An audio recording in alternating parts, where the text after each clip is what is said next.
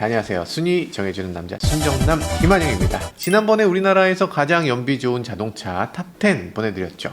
근데 이번에는 가장 연비가 좋은 SUV 탑10을 보내드리겠습니다. 근데 생각해보면 답이 하이브리드 뿐인가? 아니 디젤도 있는데, 아니 전기차도 있는데 그럼에도 하이브리드를 선택하는 이유는 무엇인지, 그리고 혹시 디젤을 사면 더 좋지 않은지, 이런 것들도 살짝 살펴보도록 하고요. 어쨌든 최고의 SUV들은 어떤 것인지 살펴보도록 하겠습니다. 원래 SUV라고 하면 당연히 디젤이 메인이었습니다. 근데 최근 들어서는 디젤에 대해서 워낙 불신이 깊고, 디젤에 대해서 뭔가 불안감들, 그런 것들이 실제보다 더 과도하지만 어쨌든 분명히 존재하고, 그리고 디젤에 요소수 이제 넣어야 되잖아요. 근데 요소수 얘기 나올 때마다 요소수는 뭐 동났대, 수입이 안 된대, 뭔가 문제가 있대, 이런 얘기도 있고, 게다가 최근 들어서 노후 디젤도 있잖아요. 노후 디젤 차는 시내에 못 들어온다, 벌금도 내야 된다. 요것도 디젤은 낡은 차구나 라는 이미지를 시키는데 큰 역할을 한 것 같습니다. 그러면 디젤이 사라진 그 자리에 뭐가 들어가야 되나? 지금은 대안이 그다지 없죠. 가솔린은 조금 애매합니다. 가솔린은 연비가 너무 나빠. 아니 가솔린을 펑펑 먹는 그런 차를 어떻게 탑니까? 당연히 어렵죠. 그리고 환경을 위해서도 너무나 못할 짓인 것 같고, 그러다 보니까 그 대안으로서 하이브리드를 선택하게 됩니다. 하이브리드는 연비도 일단 괜찮다고 하고 가솔린보다 오히려 조용하다는 평가도 받기도 하죠. 거의 전기차기도 하네, 환경을 위해서도 도움이 되네 라면서 하이브리드를 선택하는 분들도 상당히 많아진 것 같습니다. 2024 대한민국에서 가장 연비 좋은 SUV 10위는 혼다 CR-V 하이브리드입니다. 아니 이런 차가 있었어? 라고 하실 텐데, 있습니다. 이렇게 생겼어요. 앞은 이렇게, 뒤는 이렇게, 옆은 이렇게, 실내는 이렇게 생겼습니다. 오, 나름대로 깔끔하죠? 19인치 휠 기준으로 했을 때 연비는 15.1km/L를 자랑하고요. 1년 15,000km를 주행한다고 치면요, 지금 1년 예상 유류비는 158만 5,411원. 오, 괜찮네. 하이브리드 파워트레인이라는 거 감안하면 괜찮습니다. 한 달 13만원. 최신차입니다. 작년에 나왔고요. 디자인 요거 괜찮죠? 램프 가로로 길게 뻗고 후면부는 약간 볼보 같기도 하고, 실내는 조금 아쉽다는 얘기들도 하는데 센터 디스플레이가 너무 작다, 이런 얘기들도 합니다. 역시 일본 자동차들은 뭔가 남들이 다 쭉쭉쭉 나갈 때 우리가 꼭 그렇게 가야 됩니까? 과거의 것은 소중한 겁니다, 이렇게 얘기하고 있는 것 같아요. 2.0L 가솔린 엔진이 들어가고요. 합산 출력이 204마력이라고 합니다. 자연흡기 엔진이다 보니까 출력이 좀 낮고요. 터보 왜 안 넣어줬나 싶은 생각이 들긴 하는데, 어쨌든 전체적으로 파워트레인은 정말 오래된 파워트레인이라고 할 수 있죠. 풀체인지인데도 파워트레인은 그대로. 이게 최근 들어서 토요타, 혼다 이런 자동차 회사들을 보면 이 파워트레인의 업그레이드는 그다지 하지 않습니다. 그냥 하나 만들어 놓고 한 10년, 20년씩 씁니다. 그게 일본 자동차 회사예요. 그렇지만 우리나라에서 판매량은 상당히 부진합니다. 일단 배기량이 크면은 유지비가 올라가잖아요. 세금 더 내고, 그리고도 출력은 오히려 낮기 때문에 아마도 사람들이 생각할 때는 이 차는 뭐지? 라고 생각하는 것 같아요. 1월부터 9월까지 올해 들어서 판매량이 639대, 약간 부족한 것 같은데, 하이브리드가 이렇게 인기인데 이 차가 이렇게 인기 없는 이유는 무엇인가? 아마 존재 자체를 잘 몰라서 그런 것도 있는 것 같고, 그리고 더 큰 문제는 가격입니다. 가격이 5,240만원. 야, 5,200이면은 어마어마하게 비싸죠. 여기서 가격을 1,000만원 빼주지 못한다면 혼다는 우리나라 시장에서 계속 어려울 것이 예상됩니다.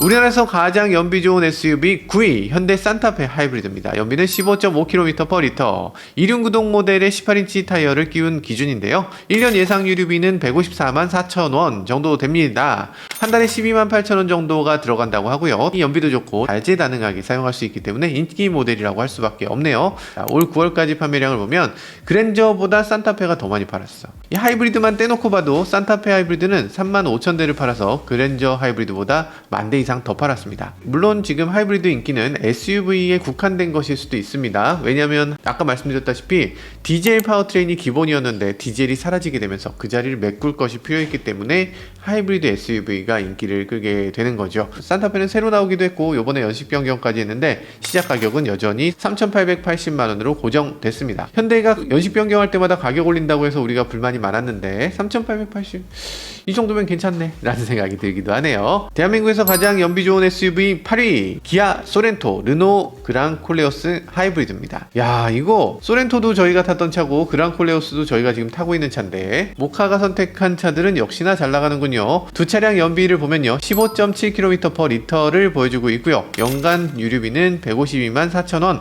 한 달에 12만 7천원만 내면 되네요. 그런데 소렌토 하이브리드 하이브리드는 지금 17인치 모델 기준이고요. 그랑콜레오스는 19인치 휠 기준입니다. 그러니까 휠 사이즈가 전혀 달라. 근데 연비가 똑같아. 이거 그랑콜레오스가 실질적으로는 연비가 더 좋다는 얘기죠. 휠 사이즈를 포기하지 않고 최소한 사용자들이 이 정도 휠 정도는 껴줘야 돼 라고 얘기하고 있는 것 같아요. 그런데 인기는 당연히 소렌토가 더 높죠. 소렌토 하이브리드는 지금 우리나라에서 가장 잘 팔리고 있는 자동차입니다. 인기 상당하죠. 근데 문제는 대기기간, 하이브리드 선택하게 되면 아직도 대기기간이 8개월 정도 걸린다고 합니다. 지금 주문하면 내년 6월 정도의 차를 받을 수 있다는 거니까 와, 이거 좀 심각하다 라는 생각이 들기도 하네요. 소렌토 하이브리드는 산타페하고 똑같은데 그런데 연비는 약간 더 좋습니다. 디자인이 좀 달라서 그런가 그런 생각이 들어요. 최소한 뒷부분을 이렇게 세로로 깎으면 좀 더 연비가 나빠지죠. 이렇게 대각선으로 할수록 연비가 조금 더 좋아지기도 합니다. 소렌토 하이브리드 연비를 보면서 이게 뭐 대단한가? 라고 생각하실 수 있는데 소렌토 가솔린의 연비는 10.8km/L입니다. 그러니까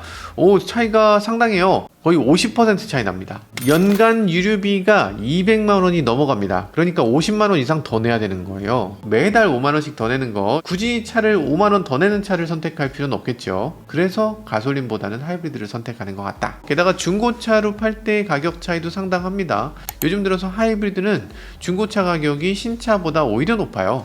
그래서 가솔린 차는 신차보다 상당히 떨어지고 중고차 가격 차이까지 감안하면 실제로 내는 돈의 차이는 어마어마하게 나게 되는 거죠. 그리고 우리 모카가 타는 그랑콜레오스 파워트레인은 1.5 터보 엔진이 들어가죠. 지금 탑10 중에서 배기량이 가장 낮은 차다라고 할 수 있습니다. 그런데 이 탑10 자동차 중에서 출력이 가장 높습니다. 245마력. 야, 대단한 거죠. 소렌토 하이브리드나 산타페 하이브리드보다 10마력 정도도 높은 건데 이 얘기는 뭐다? 출력이 대부분이 전기 모터에서 나온다라는 얘기예요. 그래서 소렌토 하이브리드를 탈 때나 산타페 하이브리드 탈 때 하고는 운전 느낌이 전혀 다릅니다. 저희가 다른 차들 탈 때는 모터보다는 엔진이 많은 것들을 하는 느낌이었다면 지금 그랑콜레오스는 엔진보다 모터가 더 많은 일을 하는 그런 자동차로 느껴집니다. 굉장히 전기차스럽고 그리고 엔진이 개입돼도 갑작스럽게 들어오는 게 아니고 부드럽게 연결되듯이 그런 식으로 움직이는데 그런 것들에 대해서도 평가가 상당히 좋은 편입니다. 그랑콜레오스 르노 코리아 자동차 치고는 상당한 인기를 보여주고 있죠. 9월 판매량이 무려 3,900대. 근데 10월달은 파업 여파가 있어서 아마 그 정도로 생산하진 못했겠지만 그래도 인기를 여전히 이어가는 것 같습니다. 지금 계약자가 2만 명이 넘었다고 하니까요. 4,000대 정도 생산해서는 안 되겠죠. 이거 빨리 한 달에 10,000대씩 생산해서 그래서 빠르게 지금 물 들어올 때 노젓는 모습을 보여줬으면 합니다. 7위는 토요타 라브4 하이브리드입니다. 16.1km/L, 1년 예상 유류비는 148만원이고요. 한 달에 123,900원만 내면 된다는 얘기입니다. 파워트레인은 2.5L 가솔린 하이브리드를 냈는데 이걸로 최고 출력이 218마력, 최대 토크는 22.5kgm라고 합니다. 이 정도면은 스포티지나 투싼이나 이런 차하고 비교했을 때 배기량은 1000cc 정도 높은데 출력은 10마력 정도 낮아요. 그러니까 효율이 조금 떨어지기도 합니다. 워낙 오래된 파워트레인이기도 하고 람4에는 2012년부터 이 파워트레인을 그대로 썼으니까 이건 정말 사골이라고 할 수 있죠. 도대체 이런 차를 누가 사는 건가? 아버님이 타셔? 좋은 차죠? 네, 좋은 차 맞습니다. 좋은 차죠. 람4 좋은 차야. 우리나라에서도 가장 많이 팔리는 차가 뭐죠? 캠리, 프리우스 아닙니다. 람4가 가장 많이 팔리죠. 우리나라뿐 아니라 전 세계에서 가장 많이 팔리는 차니까 이유가 다 있겠죠. 우리나라에서 가장 연비 좋은 SUV 6위 현대 투싼 하이브리드입니다. 연비는 16.2km/L. 한 달에 123,000원만 내면 탈 수 있는 차라는 거죠. 작년에 페이스리프트하고 인기가 상당히 올라왔습니다. 지금 현대가 전 세계에서 가장 많이 팔고 있는 자동차도 바로 이 투싼이라고 할 수 있습니다. 8월까지 우리나라를 제외한 세계 시장에 판매된 투싼 하이브리드 무려 68,000대라고 합니다. 지금 가격도 착하죠. 우리나라에서 투싼 하이브리드 가격이 3,200만원부터니까 상당히 합리적인 가격에 하이브리드 SUV다 라고 할 수 있죠. 대한민국에서 가장 연비 좋은 SUV 5위 기아 스포티지 하이브리드입니다. 16.7km/L. 이거는 한 달 유류비가 11만원대로 내려옵니다. 와, 진짜 저렴하네요. 연비도 스포티지가 더 높습니다. 이것도 대단하다. 크진 않지만 3% 정도 차이가 나고요. 차체 사이즈도 더 크고요. 이래서 스포티지가 더 인기가 있었나 라는 생각이 들기도 해요. 아마도 전면부 디자인이 조금 더 곡선적이어서 그런가? 투싼은 앞에 이렇게 각진 디자인에 뽕뽕뽕뽕 있잖아요. 그런데 그런 것들이 스포티지엔 없다. 곡선이다, 이런 것들 때문에 이런 차이가 나는 게 아닌가라는 생각이 들기도 하고요. 그럼에도 투싼이 이번에 페이스리프트한 이후에 꽤 인기를 끌고 있는데 스포티지도 곧 페이스리프트를 앞두고 있죠. 디자인이 이런 식으로 바뀌는데 요거 바뀌면 또 어떤 느낌이 날지 굉장히 궁금하기도 하고요. 그럼에도 파워트레인에는 큰 변화가 없다고 합니다. 이렇게 하이브리드를 그대로 이용하게 된다고 하네요. 기존 모델은 더 이상 생산하지 않고요. 아마 그 때문에 판매량이 조금 하락한 면도 있는 것 같습니다.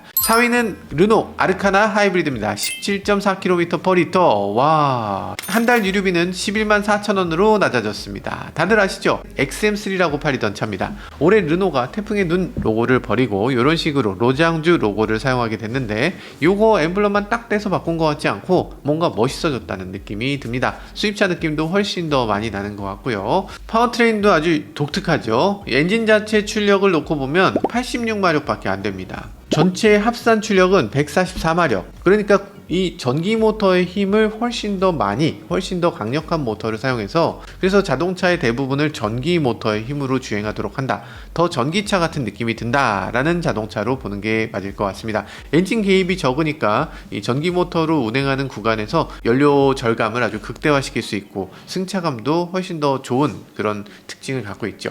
가격이 2,905만원인데요. 작년보다 가격을 오히려 낮췄다고 하네요. 진작에 낮췄어야지. 진작에 이 가격에 팔았으면 선풍적으로 판매될 수 있었을 텐데 조금 늦은 감이 있긴 하지만 어쨌든 한번 지켜볼 만한 자동차라는 생각이 듭니다. 3위는 넥서스 UX300H입니다. 연비는 무려 18km/L를 자랑합니다. 한 달 유류비는 딱 11만원 내면 된다고 해요. UX300H라는 차는 나는 한 번도 들어본 적이 없다 라는 분들도 계실 텐데 이 차가 이렇게 생긴 차입니다. 2019년 서울모터쇼에서 공개됐죠. 그때 페이스리프트를 한 번도 안 했어요. 그러더니 작년 12월에 페이스리프트를 했습니다. 뭘 페이스리프트 한 거야? 일단 페이스는 그대로인 것 같은데 어딜 리프트 한지 모르겠어요. 일단 디자인 차이로 보면 연식 변경한 거 아닌가? 이런 느낌입니다. 그것이 토요타니까. 이 토요타라든지 닛산이라든지 이런 회사들은 뭔가 업그레이드를 좋게 말하면 신중하게 하는 거고 나쁘게 말하면 날로 먹는다. 이런 느낌이 들긴 해요. 자, 모델명은 기존에는 UX250H였는데 이제 UX300H라고 이름을 바꿨습니다. 보통 이름을 이런 식으로 바꾸면 어떻게 됩니까? 출력이 월등히 올라가는 거죠. 월등히 올라갔나? 엔진은 기존 그대로 2.0L 가솔린 엔진을 사용하고요. 하이브리드 시스템이 바뀌었다고 합니다. 도요타 하이브리드 시스템이라고 해서 THS라고 부르는데 이 THS가 이번에 5세대로 바뀌었다고 합니다. 모터 출력이 조금 올라갔어요. 16마력 정도 올라갔습니다. 그래서 199마력. 아니 합쳐서 이제 199마력이야? 근데 숫자는 300H라고? 그리고 배터리도 교체됐습니다. 기존까지는 니켈 메탈을 사용했었죠. 이거를 이제 리튬이온으로 드디어 바꿔줬습니다. 와, 진짜 오래 걸렸다. 니켈 메탈 배터리는 아마 아시겠지만 이 열화도가 어마어마합니다. 이건 자동차 수명하고는 거의 반도 안 돼요. 5년 정도 지나면 반드시 바꿔야 되는 그런 정도의 이 열화도를 갖고 있어요. 많은 분들이 이거 교체하느라고 비용 어마어마하게 썼다 이런 얘기도 나오고, 그리고 우리나라의 하이브리드에 대한 인식을 나쁘게 하는데도 영향을 끼쳤습니다.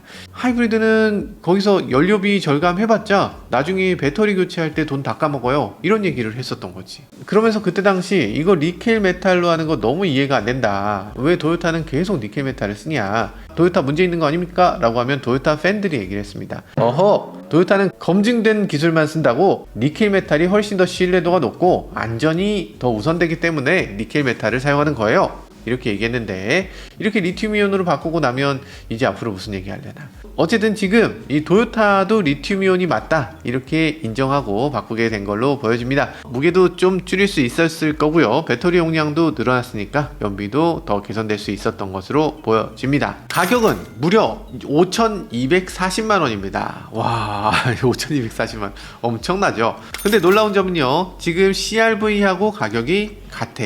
렉서스라는 딱지가 붙어 있잖아요. 얘는 그래도 렉서스니까 5,200만원 그런가? 라면서 살 수 있는데 CRV는 저거 무슨 배짱으로 5,200을 아예 똑같은 가격을 받고 있습니다. 우리나라에서 5천만원이 넘으려면 차는 요거보다 좀 커야 되지 않나? 라는 생각이 들긴 합니다. 니로 하이브리드 전장인데? 그러면 실내는 어떤가? 실내는 요래요.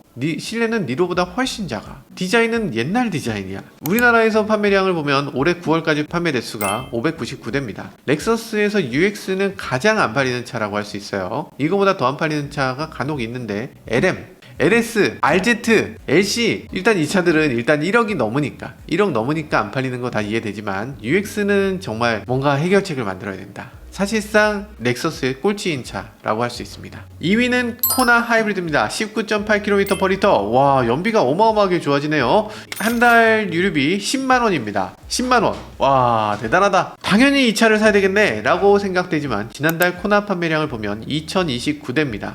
셀토스보다 절반밖에 못 팔았어요. 요건 조금 문제가 있다. 소형 SUV인데 가격이 너무 비싼 거 아니냐 이런 얘기를 하는데요. 이게 어떤 차하고 비교하면 좋을까? 이 족보가 좀 꼬여 있어서 이 기아하고 딱 비교할 만한 차가 없긴 한데 일단 셀토스하고 비교하면 셀토스 1.6L 터보가 2246만원이거든요 자연흡기가 2147만원입니다 코나는 하이브리드 시작 가격이 2959만원이에요 그러니까 셀토스 자연흡기보다 코나 하이브리드 가격이 800만원 더 비싸. 한 3,400만원도 아니고 800만원은 좀 너무하잖아. 소형 SUV라는 걸 감안하면 이렇게 예쁘게 생긴 것도 물론 중요하지만 이것보다도 저렴한 가격을 무엇보다 앞서서 생각했어야 되지 않을까 라는 생각이 들기도 합니다. 가격에서 한 500만원만 빼주면 바로 팔릴 텐데.